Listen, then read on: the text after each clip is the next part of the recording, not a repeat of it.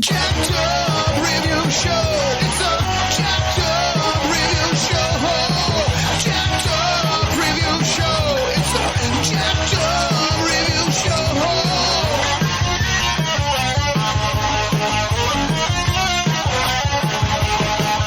Join us as we cover many an insane movie and numerous cult TV phenomenons. Are you ready to get jacked up? Are you with us? Then listen on.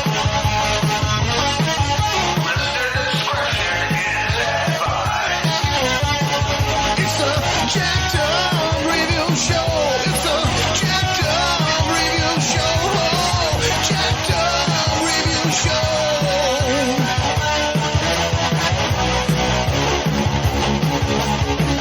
It's a Jacked Up Radio Show. It's a Jacked Up Radio Show. Jacked Up Radio Show.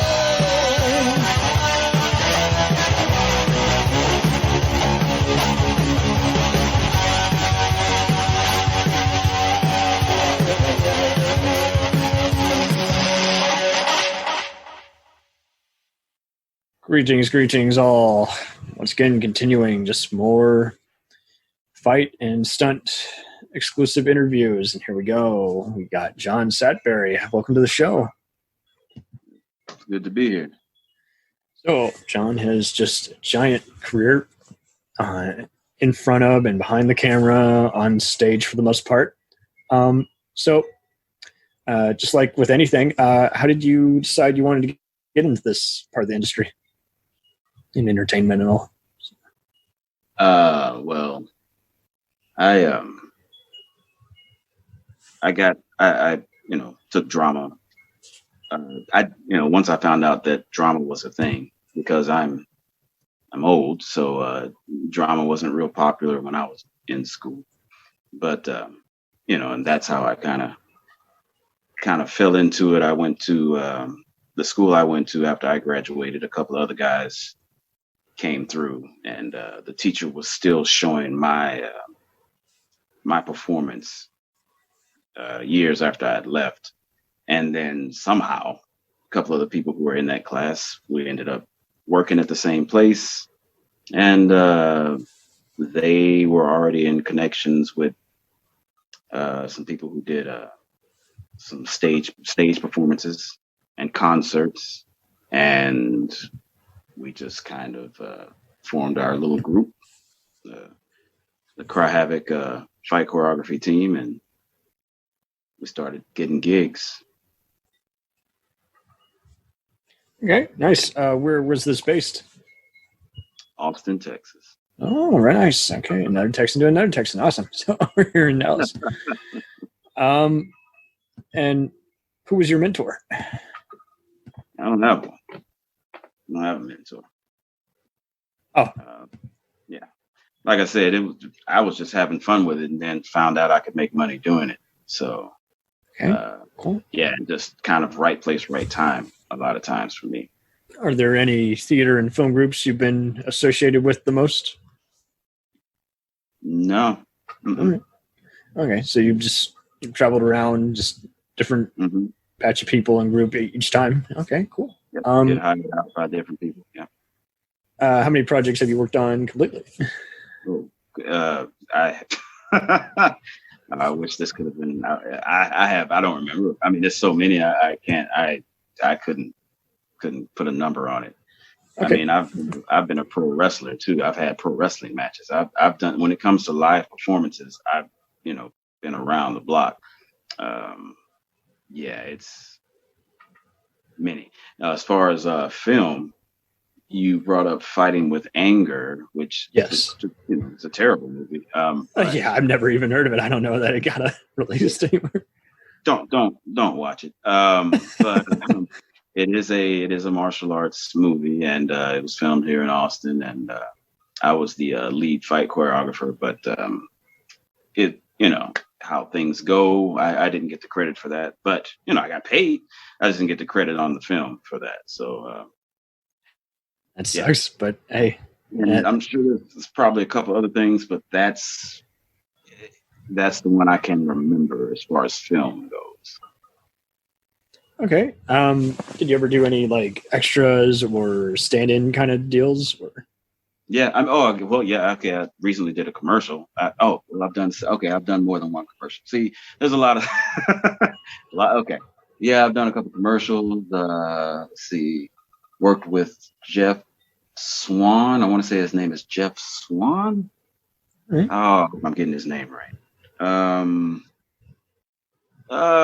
There's I Am Water is a stunt team out in California. The guy that runs that, we've done stuff together because he used to live here.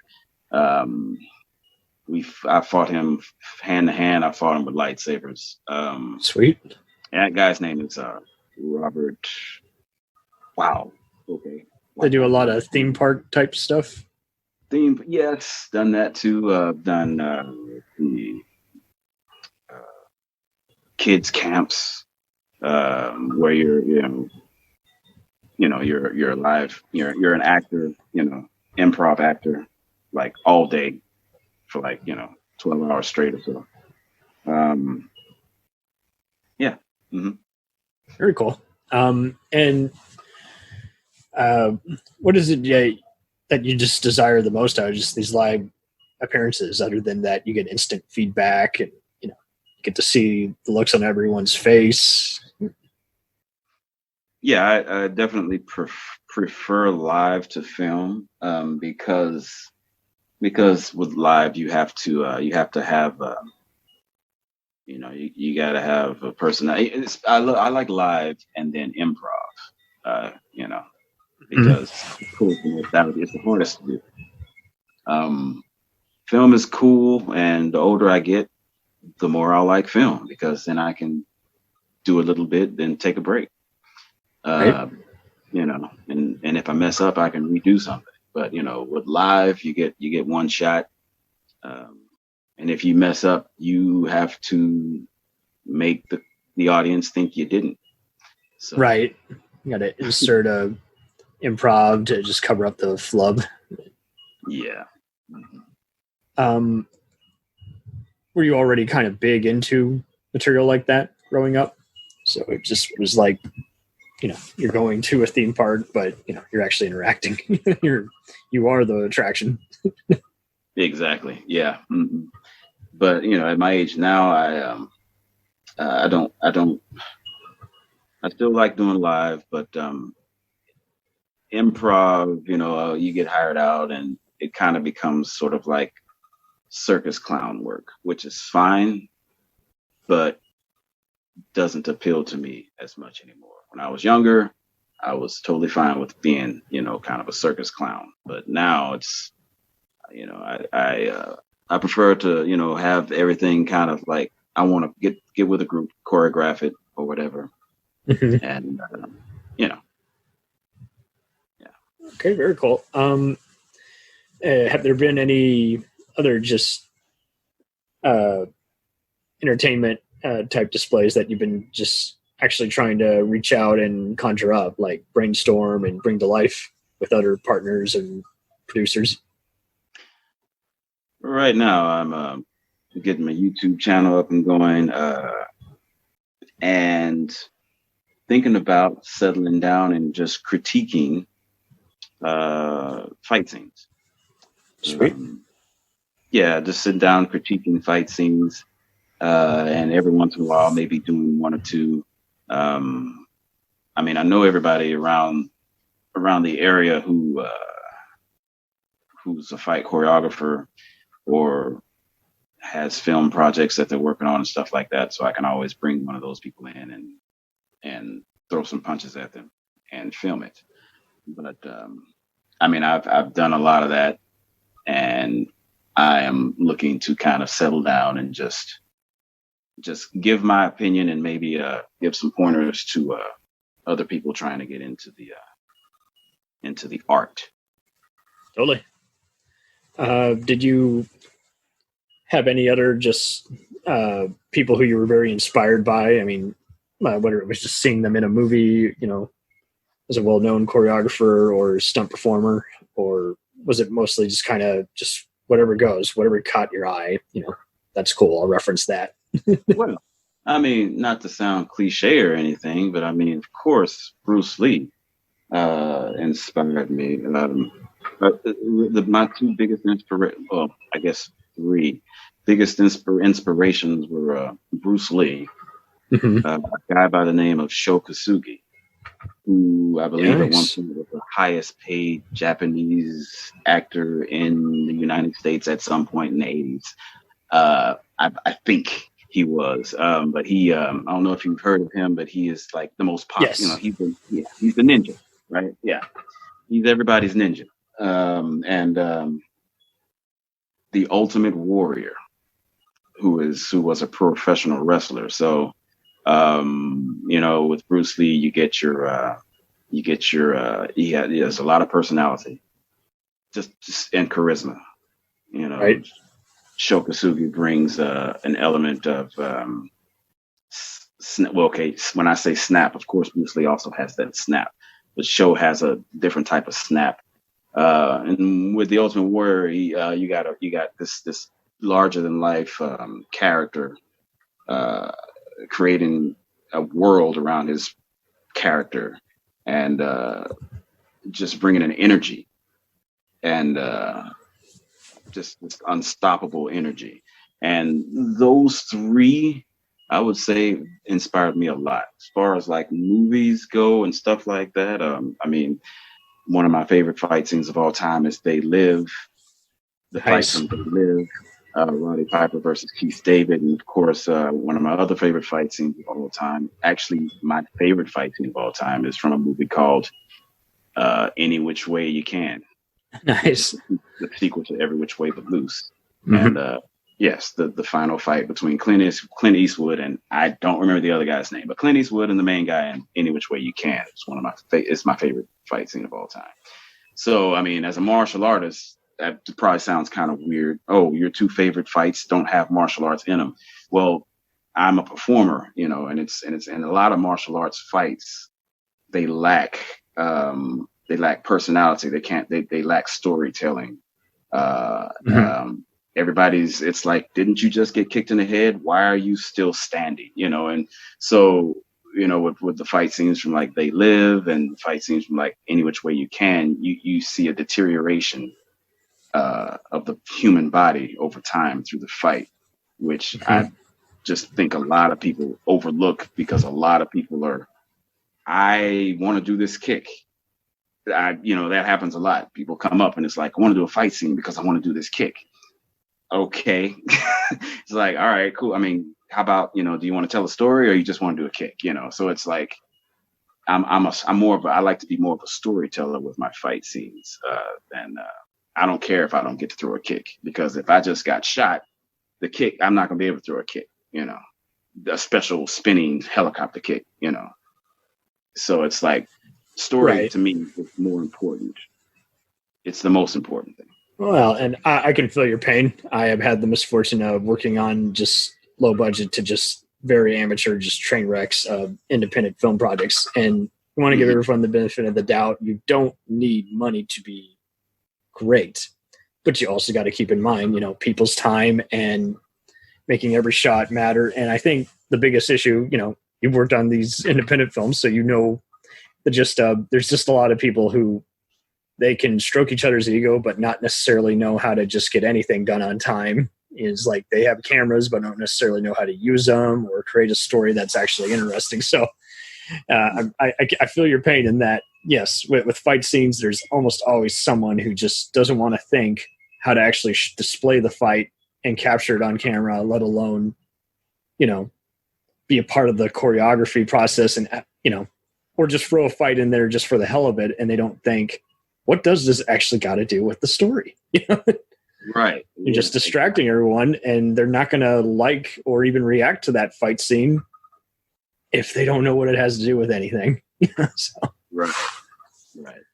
I mean, I was on the set of, wow, I can't, there's so many things. See, now I'm remembering other things. I was on the set of and it was fun. I had a great time. I was on the set of a zombie independent thing with zombies. And I was not the lead choreographer at the time, but my input was simply why isn't the zombie trying to bite his hand? You know, if you're grabbing the zombie, I mean, you know, why isn't the zombie trying to bite his arm? You know, certain things like that. It's like those little things, the details is what a lot of the younger guys, I wouldn't even say younger guys, because if you go back to like watching Hong Kong cinema, I can't even watch those movies anymore too, because I'm just like, I mean, you just fought 10 guys. And now let's Kiss of the Dragon. All right, Jet Li goes in there and he fights all those karate guys. And then I think like shortly after that, he fights Eminem and his bigger brother. And it's just like, don't you want to drink water for, like, I would need a nap. You know, I mean, it's you just fought like 20 guys. I mean, now you're going to go fight 2 more guys. I mean, you know, it's like little things like that. People don't, the good thing about it is though, the majority of the public doesn't make that connection either. So it's like, well, if you put this in your fight, it would be better. But if you don't, a lot of people are not even going to notice that, because they're going to see your fancy kick and everything's fine, right? Oh, totally. So, yeah. So it's like, so it's like you want to educate, but at the same time, it's like, I mean, what do you do when people are like, "Oh my God, the kick was cool"? You know, it's like, yeah, yeah, totally. And it seems like, you know, everyone doesn't even want to plan the time, and especially for inevitable reshoots or something. And it's just like, okay, you don't have $1 million. You can't go back and fix that. And post will only cover up so much, and people are adapt to it now. They notice stuff on their big screen HD TVs that they wouldn't have noticed 20 years ago. And, you know, the last thing anyone needs to do is become a meme of, someone couldn't bother to dub the dialogue the right way, or you gave away the whole story in like literally the first 2 sentences. So we're going to get bored because we know everything is going to happen before it happens. So on the wrestling circuit, have you been, I don't know if you've heard of Metroplex Wrestling. That's a pretty big circuit here in Dallas, but I think they've gone to some other states. No, when I was a pro wrestler, it's been almost 20 years, I believe, since I was a pro wrestler. So no, I haven't heard of them. They were pretty cool at it, because like they even had a few people who had quit WWE for them. They were just like, we're done with you, Vince. We're gonna... Yeah. Have you thought of even forming some of your own kind of just clubs and teaching dojos? Yes. And, you know, gotta pick the right those things to kind of, you know, peter out and fall through, and, you know, everyone's schedule doesn't line up, or everyone isn't reliable. You know, those things happen. It happens all the time, you know. So yes, I have tried that a couple of times. Mm-hmm. Yeah. Right now, I teach people who want to be taught. So, I mean, you know, when the pandemic hit, I was perfectly fine with not doing much of anything and not teaching, but I kept getting contacted. So I'm out there teaching, and I love to teach, and I love my students, but, you know, it's not a make or break for me. Okay, nice. And so obviously, yes, you know, being a teacher, that's just a benefit in and of itself. You know, you're transferring what you know and hoping that other people can recreate, you know, what you crafted and conjured up in your head. And have you just really been digging your class? I mean, I know you just said you like your students, but have they really just been taking it to heart? Oh yeah. These kids are wonderful. They're great.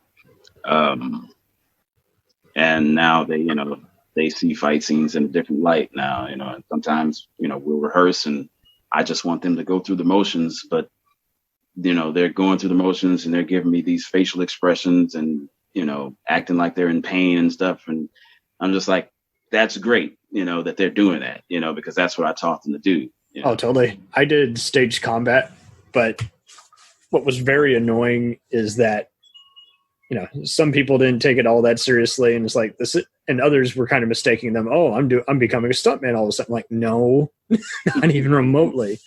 this works for a live venue, but this is the tip of the iceberg, And so do you feel like you're encountering a lot of, on occasion, people who just, again, they just think it's all magic. Anyone can do it. It's easy. I encounter people who want to fight, people with egos every once in a while, and You're gonna get it anywhere. Yeah, and it's like, we're doing like a rehearsed set or semi-rehearsed set, and then they'll take advantage knowing that the other person is waiting for something, so they'll go 2 or 3 beats ahead to make themselves feel douchebags. Yeah. And and then you get the people who you get to not traditional martial, but martial artists in general, who are like, oh, that's just fight choreography. That's not real. And it's like, okay, but you're an adult. Why are you so worried about fist fights now? If you're an adult, you should be smart enough to like avoid those, right?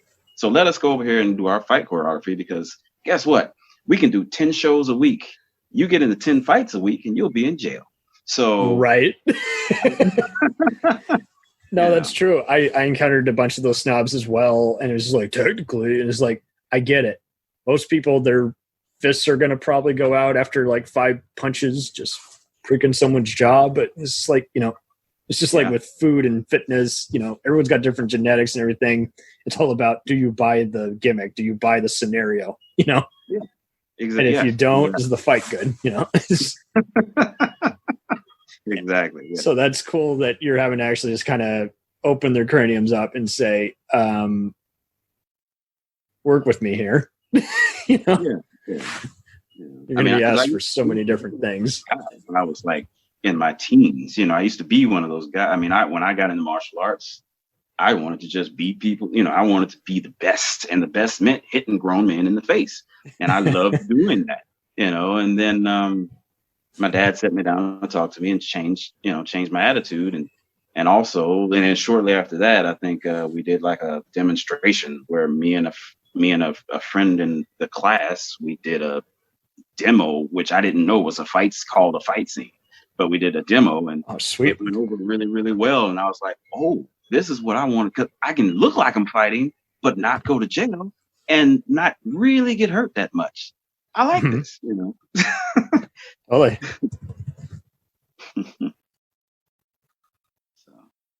No, that's very cool. And have you thought of even kind of like how MMA was a way of mixing in street fighting with, mixed martial arts? Have you thought of mixing in like being an exclusive venue where you offer both martial arts and wrestling combined?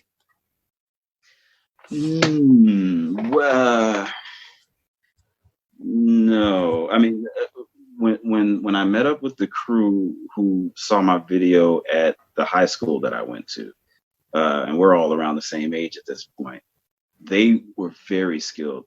We're all like same level as far as skilled martial artists. That Sweet. Was really, it is really uncommon for because we love each other. We are a group of skilled martial artists, no ego when it comes to each other, and it's a tightly knit group, and we can go out there and we can do a martial arts fight improv. I can't do that we can't do that outside the group with anybody else. We can call it, we can do what wrestlers do. They call it in the ring. We can call it, in a live, during a live performance. As long as the crowd is loud, they won't hear us talking to each other. No, that's so true. It's just like with mechanics, they get certain terminology that everyone else just goes over their head. Film people, they'll make certain jokes, like, oh, boom mic in the shot room. Else, what are you talking about? So that's cool that you got your own, again, keywords and lingo, and everyone's on the same page. And but then how do you break through that? Just not only with just, you talked about how already introducing it, but at the same time, how do you even determine that people, aside from ego aside, that certain people can actually break through and will be teachable? Because there's plenty of them who after 2 hours, you can tell, okay, this just isn't for you. Just no amount of rewording it is going to make sense to anyone, or at least to this particular person. And it's nothing personal. It's just, you're not on that wavelength. So how do you determine that without, having to deal with their ego? You notice that really, really early. I mean, I usually notice that really, really early, because people who have the instinct of like a fighter, they catch on pretty quick. People who have a high dexterity catch on, or do fairly well. And then there's everybody else, and I don't mind. I'll teach anyone who doesn't act a fool. Right. And if I'm teaching someone who is able to go out there and use it, which I've gotten messages from people I've taught and shout outs or whatever, hey, if I hadn't taken your class or whatever.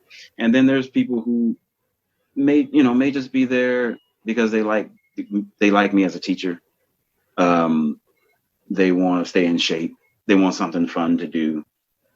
With the young kids, we can learn, and we can also talk about the MCU, and we can reenact a fight scene from one of their favorite movies or whatever, just for fun. No, that's stellar. Because,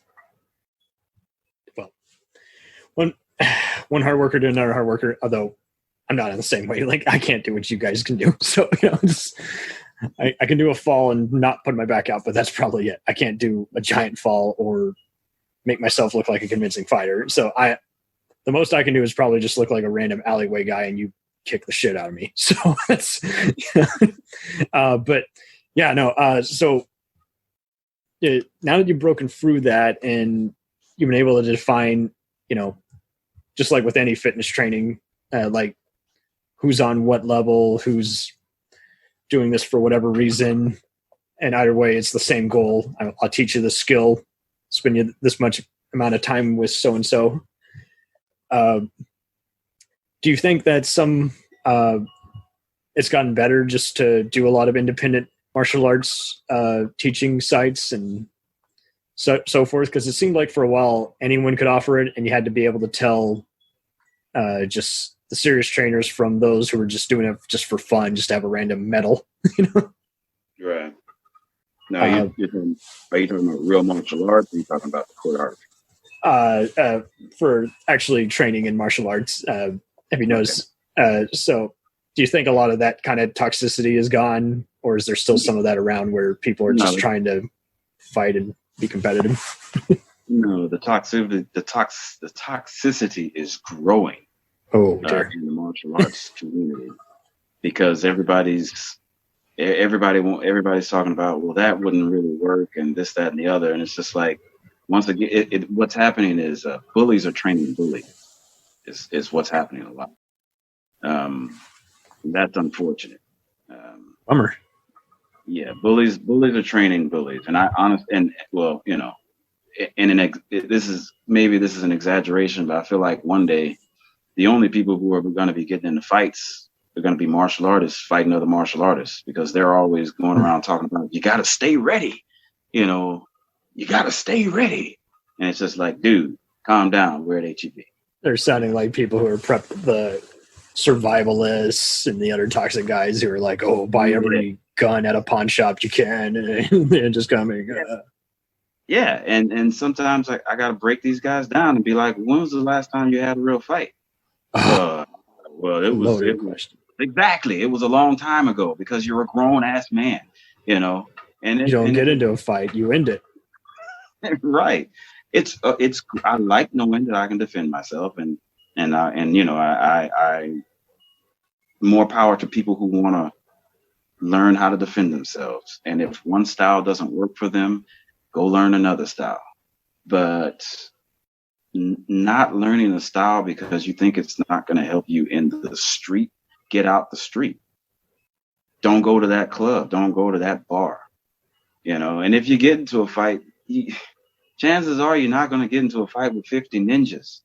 It might just be it might just be a little scuffle, and you go home and everything's fine. No, that's true. Everyone seems to act like, oh, it's the movies. I'm going to be able to spot every gun or weapon coming within a mile's radius. It's like, no. The time you see it, they've already pulled it out and shot you. Yeah. A lot of the people that are getting into fights are looking for fights, and that's because they've been trained by a bad teacher who wants that money, because it costs money to train. Teachers get paid, so they want you to be terrified enough to join their class to pay them that. Not all of them, but No one is saying that, and. Right. Trigger warning for those listening. We are going to talk about a bunch of self-defense. When my mother introduced me to it, I didn't take it seriously at all. I was a stupid, spoiled little shit, but fortunately, I made that mistake. That stayed with me. Doing that at that young an age, at 9 or 10, just a few summers, and then saying, "Screw it, I'm not. My heart's just not in it." But I at least what did stay with me was just knowing is like, okay, but. I never for 1 minute thought I should keep doing this. I should take it out of context. I should go around, kicking the shit out of people. And it's just like, no, the whole point is self-defense. This is what you should do if someone is trying to kidnap you, possibly rape you, probably even kill you in a parking lot. And it can happen anywhere, and this is post 9/11. So I never had any sense of, there's evildoers out there. I just knew, okay, I knew the various game plan of what do we do if, we're in the middle of nowhere and you have no access to your phone or whatever, Right. And again, you walk around and you don't just trust anybody. And at the same time, you don't just, you're going to be frantic and getting emotional and everything. And at the same time, you can't let fear blind you. So I think that's the other thing too, is I would see a lot of people just act like, oh, anyone can go anywhere. It's like, no, you clearly haven't been anywhere. Nothing. It wouldn't be a problem if you knew all the answers. So, right, exactly, right. I mean, you should. I'm more likely to get into a fight than someone that doesn't know martial arts, simply because I know martial arts. I love martial arts. When someone becomes aggressive, the first thing I think of is martial arts. Someone who isn't trained at all, doesn't love martial arts, doesn't watch a bunch of movies all the time, the first thing that comes around their mind isn't going to be a jump, spin, roundhouse, bell kick to the groin, because they it's just not. And therefore they aren't going to do it. They'll do something else, like say, "Oh, I'm sorry," and walk away. Yeah. Somebody who's been, trained to be, it's unfortunate, and I try to, my students are a good example for me. I look at them and I'm like, these people wouldn't fight hurt a fly, and they have no, they're not even thinking about that stuff. They come here they're having fun. We're having fun. Nobody cares about actually fighting. There are lots of people in this world who don't care about fighting and will avoid fights because it's stupid. We have evolved to a point where we shouldn't be, walking around thinking about fighting all the time. Anyway, and we're in Texas, so people got guns.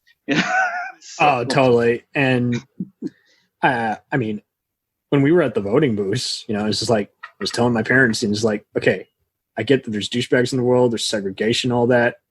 Do not reply to anyone who's doing the whole, I refuse to put on a mask.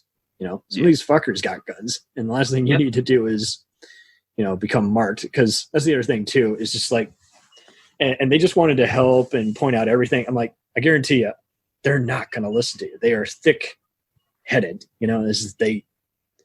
What you can't get through, you can't get through. So, just like when you decide what student you're going to spend time with or not, it just seemed like everyone wants to get into each other's business, kind of like just work politics. Like everyone wants to hear what someone else is saying and report it instantly. It's like, I don't think you know what that's about, and stay in your zone, Right. So would you say also discretion is just lacking? Like people unintentionally start a fight when there's just no reason for that in the first place? Like, why do you insert yourself in that situation? Why did you do this? Yeah. No, there's people who want to test me, because, they do what they call real martial arts, and they see me as a fight choreographer, and they think, oh, that's not.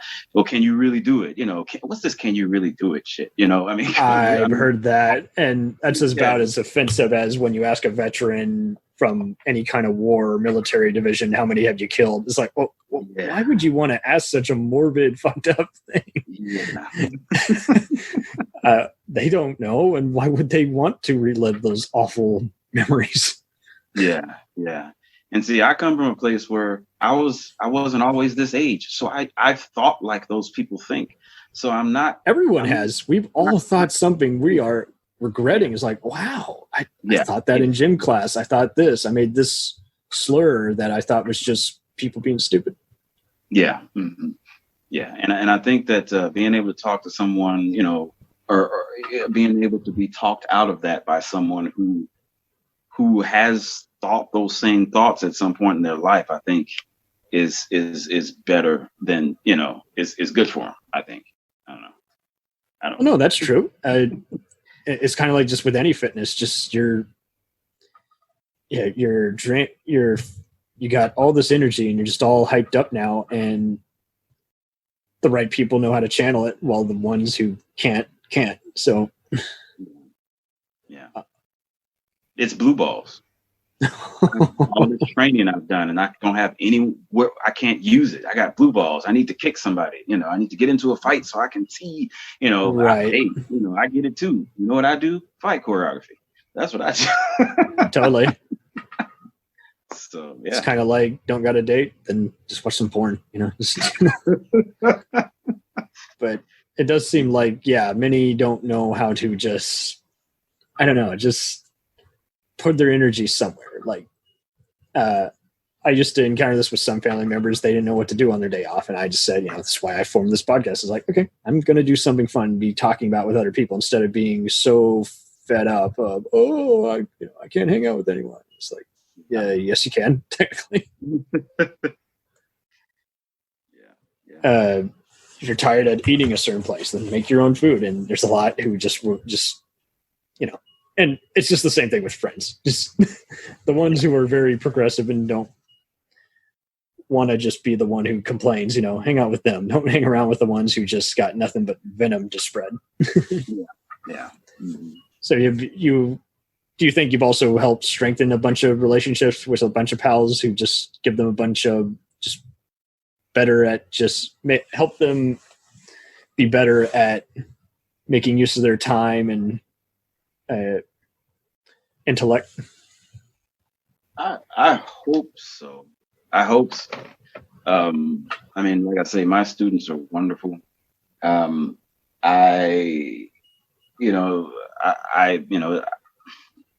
core group is just the right type of people. If you're not the right type of person, you're either going to change or you're going to leave. You're going to be asked to leave. So it's, and then when it comes to the fight choreography community, people who, there's and then there's the people who don't care at all about martial arts. They just want, like, the actors and actresses that come through who just want to learn how to do a couple moves because they have a gig coming up. There's those people too, and makes sense. Yeah. And those people, they always, they always leave with knowledge. They always leave with knowledge. So very cool. Okay, well, this has been very wonderful. I'd be amiss if I didn't ask, what kind of martial arts have you trained in? Can't believe I. Well, now that I'm like 147 years old, I a little bit of everything. But I did judo, I did Chinese kenpo, boxing, and a little bit of capoeira. Any Krav Maga? No, I haven't dabbled into any of the post what's cool on the UFC circuit stuff. actually. Oh, good. That I know of. I mean, I haven't done much of that. I want to do some jujitsu, but I haven't gotten into that either. But that's a wide range of things at this point. But those that I mentioned were like, the main ones. Mm-hmm. Okay. Yeah. Cool. Sword fighting, stuff like that. Sweet. Okay. And anything else you would like to promote at this time before we wrap this up? Oh, wow. Your school or any other projects? Starting up a YouTube channel. The name of the channel is Real Truth, and it is real like a movie reel, REEL, and truth, the slang way of spelling TROOF. Truth. Real Truth is the name of the channel. But yeah, I'm getting that up and going, and I mean, I'm going to start it off with, I got some old videos from way back, but I just kind of let those kind of slides sit there for a while. But I'm starting back up. I'm going to be reviewing all of the major fight scenes from the Star Wars saga, episodes 1 through 9. None of the spinoffs, because I did used to teach lightsaber combat. I even had, there was a connection with Disney. They would tell us what we could and could not do. I was a Jedi, all that good stuff. That was fun. Very cool. Yeah. So, yeah. You hear that, Nick Gillard? There's a Star Wars choreographer coming out. Okay. And what was the name of the school again? It's. I teach combat choreography is what I teach. Combat choreography. We are going through a pandemic, so I'm, not teaching a whole lot of people right now. But yeah. I mean, I can be contacted, but I teach combat choreography. Okay, very cool. It is a side project, side project. Okay, where can people contact you on the web? You can contact me on Facebook. Name's John Satberry on Facebook. I have 2 profiles. One is active, and the one that is active has a profile picture of me as the Teletubbies. Perfect. Thank you ever so much for being on here. It's just very eye-opening to just know that there's some other independent talents who got their shit together. I appreciate you having me. Yeah. By all means, this was also eye-opening because I've always thought about the independent circuits. It's good to kind of be able to pinpoint and see what's kind of going on for those closer to it. So. Oh yeah, definitely. I'm glad I ran across your post. So you did pretty good. We'll return after these messages.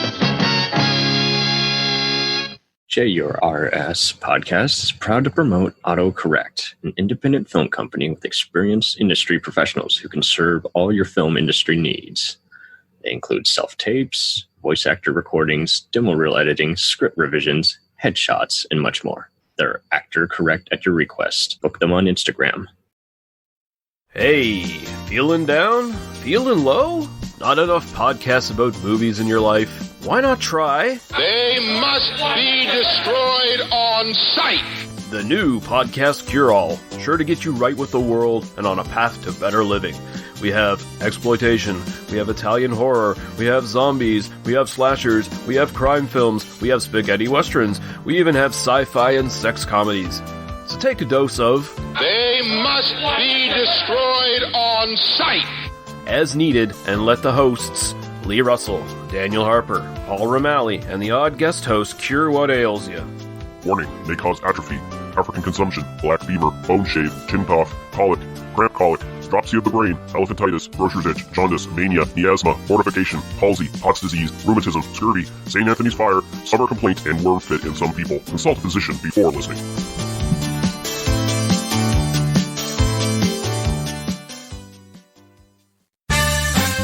Did you ever see a film at such a young age it left you traumatized with cinematic wounds? Necrophilia.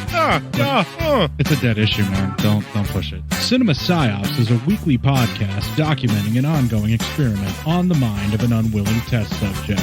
No one should have to watch this movie. Oh, no one should have to watch this? No one should have to watch this movie. Surprisingly, it's not a topic that a lot of people really want to tackle. I'm shocked, Prudes. I know, really. Right? It's the next sexual frontier that no one wants to explore. I am, in the most sincerest of senses, disappointed in you. It takes a powerful goddess like Connie, jam her arm down the monster's throat and kill it. Oh, I'm still tripping out over that. Even as a kid, I was like, I gotta find a girl like that. Every week, I get a new look of disappointment that I never thought I could get out of her. Unimaginable. At 12 years old, you should not be watching this movie. Obviously. At 13, you should not be. 14, you shouldn't be. I'm not entirely sure even 17-year-olds should be watching this. Just because you're offended by something doesn't mean that you have the right to demand that it doesn't exist. Watching this film again, I had all of this like little nerd glee with everything that kept little popping history up. all popping up absolutely. at you. So I totally loved this film. Hey, I know why you couldn't see that. It's because your brain's warped from watching this shit at 12 years old. Yeah, this is a rough movie. I told you ahead of time when we were getting ready to do it that it was How going to be a did you rough watch one. this shit at 12? Because physical wounds heal, cinematic ones don't. Listen to Cinema Psyops. Hey everybody, I'm Corey. And I'm Zach, and we're the hosts of Podcasting After Dark, a cast dedicated to late-night horror and sci-fi of the 80s and 90s, often found on HBO and Cinemax. You know, the movies your parents didn't want you watching as a kid. You can find us every other week on Apple Podcasts, Spotify, Podbean, and Stitcher. This is what you want. This is what you get. Greetings, friends. My name is Dean Legero, and I'm the host of the 3324 podcast. I invite you to join me and my lifelong friend Eric Huber to come with us as we discuss the music and movies that shaped our life. Each week, we'll pick an album or film that we really connect to, and not only give you some great info and trivia, but also discuss, debate, and celebrate what it means to us and the journey it took us on. We also look forward to hearing from you and giving us some of your picks for us to check out and discuss. I think it'll be a really fun experience, so come along with us for the ride. You can find us on your favorite podcast provider and at 3324.buzzsprout.com. Thanks for your time, and welcome to the 3324 family. It's time, let's check our queue, baby. Pair it with a couple brews, baby. We love good movies. We love the bad ones too. So we watch them all and pass their lessons on to you. Oh yeah.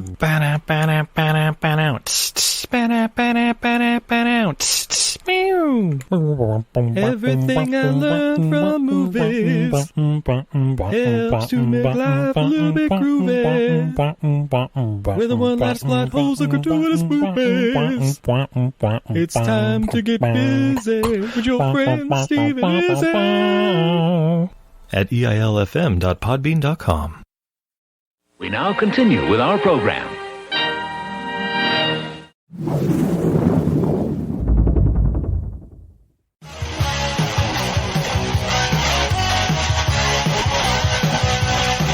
Follow us on the web on Facebook, Twitter, and Instagram. The podcast is available on Podbean, Spotify, iHeartRadio, Anchor, Apple, and anywhere else podcasts are available. Feel free to review our show and leave comments on any of those sites. Thanks a million for listening. It's a jacked up review show. It's a